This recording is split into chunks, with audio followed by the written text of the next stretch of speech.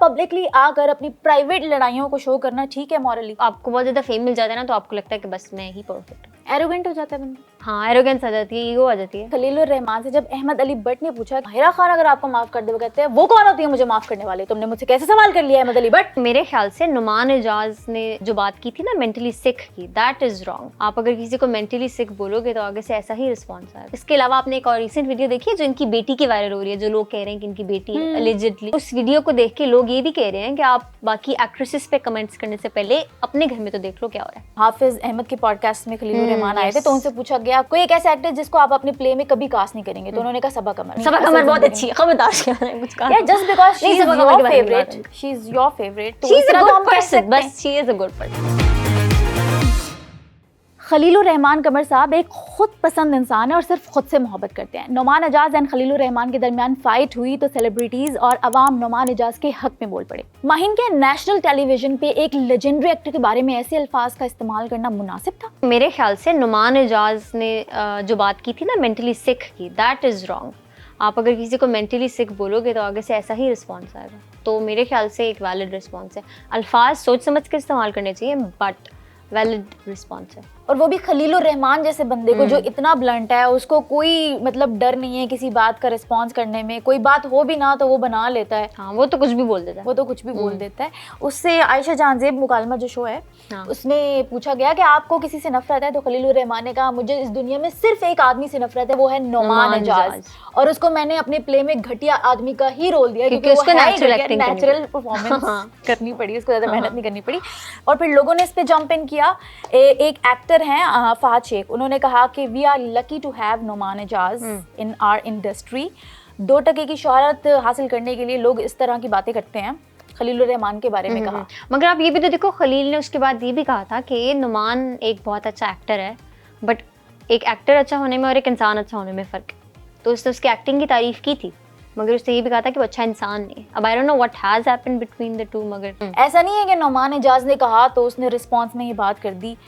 पहले भी अभी रिसेंटली बल्कि बात है, हाफिज अहमद के पॉडकास्ट में खलीलुर रहमान आए थे, तो उनसे पूछा गया कोई एक ऐसा एक्टर जिसको आप अपने प्ले में कभी कास्ट नहीं करेंगे, तो उन्होंने कहा सबा कमर। उनसे पूछा गया क्यों, तो उन्होंने कहा वो ऐसे बेहुदा कपड़े पहनती है जो हमारे कल्चर का हिस्सा ही नहीं है। हाँ, बंदा बोले कि और जो लोग इतनी बेहुदा हरकतें करते हैं वो कल्चर का हिस्सा है। सबा कमर के बारे में कुछ नहीं बोलना, मतलब सबा कमर के बारे में बोल दिया तो आपको बुरा लग गया, ऐसा क्यों? किसी और इंसान के बारे में आप इस तरह की बात कर लो तो समझ आती है, but Saba Qamar is not only a good actress, she is also good human. तो उसके बारे में इस तरह की बात करना गलत नहीं, बहुत गलत। लेकिन यार नोबडी नोज के कौन अच्छा इंसान है कौन बुरा है। अपनी सबा कमर बहुत अच्छी है, खबरदार कुछ कहा। यार, just because she is your favourite, she is your favourite, तो she is a good person, बस she is a good person. हाँ, हो सकता है तुम उससे पर्सनली इंटरेक्शन तुमने की हो, लेकिन नुमान एजाज के बारे में भी लोगों ने बहुत कहा है कि वो एक अच्छे इंसान है, एक सुलझे हुए इंसान है। खलीलुर रहमान तो उनके मुंह में कोई फिल्टर है ही नहीं, उनके मुंह में जो आता है वो बोल देते हैं। तो इस तरह से तो फिर अपना पर्सनल ओपिनियन अगर शेयर किया जाए, लेकिन अगर हम न्यूट्रल होकर बात करें, आई थिंक कि अल्फाज का चुनाव बहुत गलत था। खलीलुर रहमान को ऐसा नहीं करना चाहिए था, नुमान एजाज को भी ऐसा नहीं करना चाहिए था। लेकिन मीडिया पे इस तरह पब्लिकली आकर अपनी प्राइवेट लड़ाइयों को शो करना ठीक है मॉरली?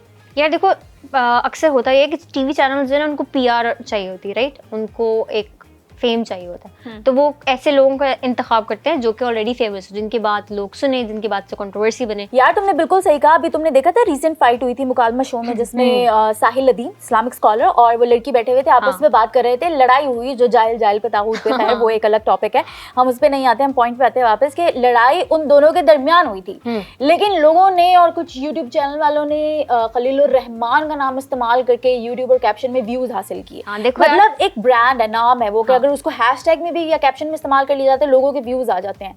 तो इस तरह होता है, तुम सही कह रही हो कि बड़े बड़े लोगों को, बड़े बड़े नाम को अपने शोज में बिठा के या फिर कैप्शन में उसका नाम इस्तेमाल करके व्यूज हासिल किए जा सकते हैं। जैसे प्रियंका चोपड़ा ना किसी शो में बैठी हुई थी, वहाँ पे जो होस्ट थी ना, उसने उससे एक बहुत पॉलिटिकल सा सवाल किया और वो चाह रही थी कि वो उसका रिस्पॉन्स उसको दे, मगर फिर प्रियंका ने सिर्फ उसके जवाब में ये कहा था कि क्योंकि आपको पता है कि जब आप हमारे नाम के साथ न्यूज़ लगाओगे तो वो बिकेगी, इस वजह से आप हमारे नाम से इस तरह के क्वेश्चन पूछते हो। तो I think it's the same with Khalilur Rahman. आपको पता है कि वो बिकता है और जो दिखता है वो बिकता है, तो फिर आप उसके नाम के साथ जो मर्जी लगा दो, आपको पता आप फेमस हो जाओगे। तुमने नोटिस किया है कि खलीलुर रहमान के शो में जिस लड़की के साथ लड़ाई हुई, वो तो फेमस हुई ही हुई, लेकिन उसके साथ जो बैठी साइलेंट गर्ल थी वो भी फेमस हो गई। तुम्हें पता है वो कौन है? कौन? वो जो उस शो की होस्ट है आयशा जहां ज़ेब, उसकी बेटी है। पब्लिक डिमांड शो में मोहसिन अब्बास हैदर की वो आई थी, और कल ही मैं देख रही थी कि उसका पुराना क्लिप उठा के लगाया गया और कहा कि we found that silent girl, कौन है डिटेल्स जानने के लिए। तो उसको साइलेंट गर्ल कहा क्या? क्योंकि वो चुप बैठी हुई थी ना पूरे शो के दरमियान ऐसे करके, लेकिन वो प्यारी थी तो लोगों का क्रश भी बन गई। अच्छा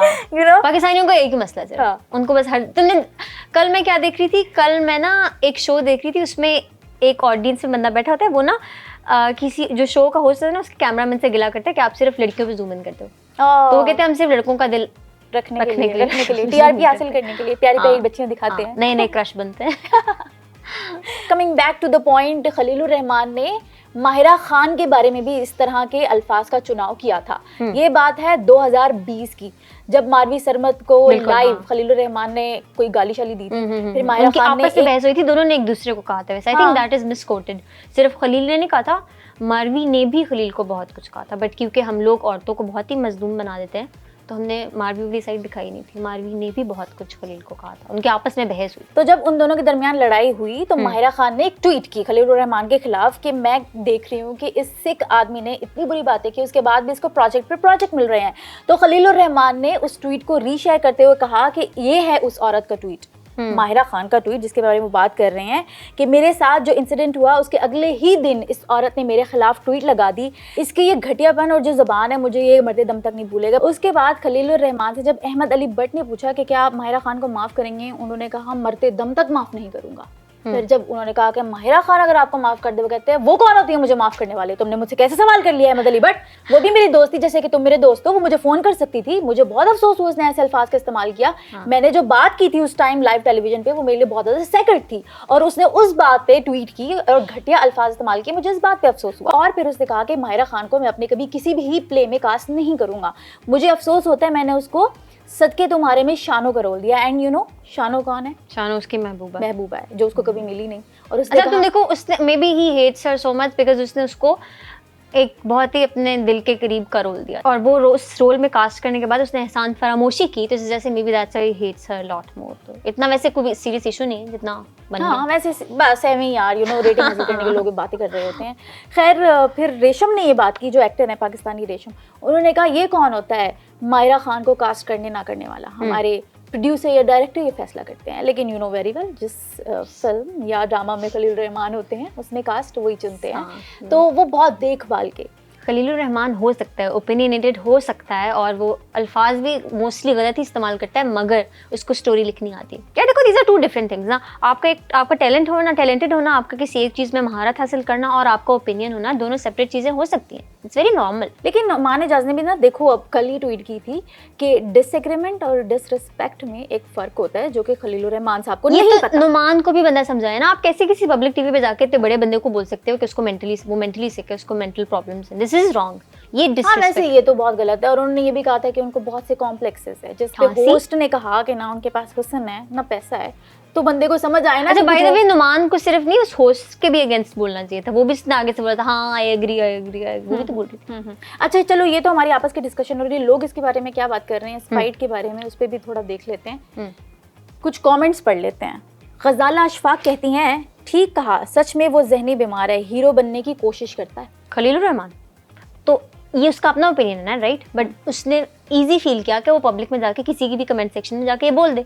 तो जब आप इतने ओपिनियनेटेड हो सकते हो और किसी के भी पब्लिक अकाउंट पे जाके कुछ भी कमेंट कर सकते हो, तो हाउ डू यू एक्सपेक्ट कि जो आपके फेमस लोग हैं, आपके स्टार्स हैं, आपके इवन पॉलिटिशियंस हैं, वो इस तरह की हरकत नहीं करेंगे। तो जैसा बॉटम पे है वैसे ही टॉप। आई समझ? या वेरी गुड पॉइंट।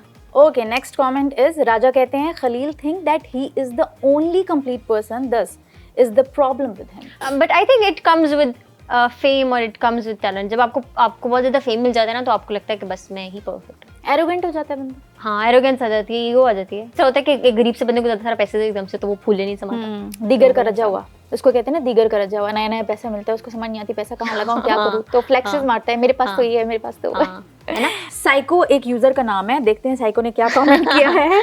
साइको कहते हैं, कभी मायरा से करता है लड़ाई तो कभी नौमान से, इसको सबसे ही इशू है, जो खुद पागल हो वो दूसरों को कहता अच्छा भी नहीं लगता। अच्छा देखो, कमेंट जो जिसने किया उसका नाम तो साइको है, मगर उसने बात सही की। अब खलील साहब का मैं इंटरव्यू देख रही थी, वो कहते हैं कि ना मुझे सिर्फ नुमान से इशू है, मुझे और किसी से इशू नहीं। मगर फिर हम उनकी सारी पास्ट हिस्ट्री निकाल के देखते हैं, उनको हर बंदे से वाकई मसला है। एग्जैक्टली तो उनको सिर्फ नुमान से प्रॉब्लम नहीं है, उनको सबसे ही प्रॉब्लम है। तो वाकई may be this comment guy is right. इसके अलावा आपने एक और रिसेंट वीडियो देखी है जो इनकी बेटी की वायरल हो रही है, जो लोग कह रहे हैं कि इनकी बेटी है allegedly, सोशल मीडिया पे देखा। बट हाँ मगर वो इनकी बेटी आई डोंट नो है कि नहीं। शी इज क्यूट दो, या मगर उस वीडियो को देख के लोग ये भी कह रहे हैं कि आप बाकी एक्ट्रेसेस पे कमेंट्स करने से पहले अपने घर में तो देख लो क्या हो रहा है। तो we don't know if that's true और नॉट, मगर ऐसा हो रहा है। खलील रहमान साहब बहुत अच्छे ड्रामे लिखते हैं, इसमें तो कोई शक नहीं है। जैसे कि हम कह रहे हैं नौमान एजाज बहुत अच्छे एक्टर हैं। खलील रहमान कुछ साहब चीजें ने तो भी कहा। फैक्ट्स है ना, जिस तरह Nauman Ijaz is a good actor, उसी तरह खलील साहब is also a really good drama writer.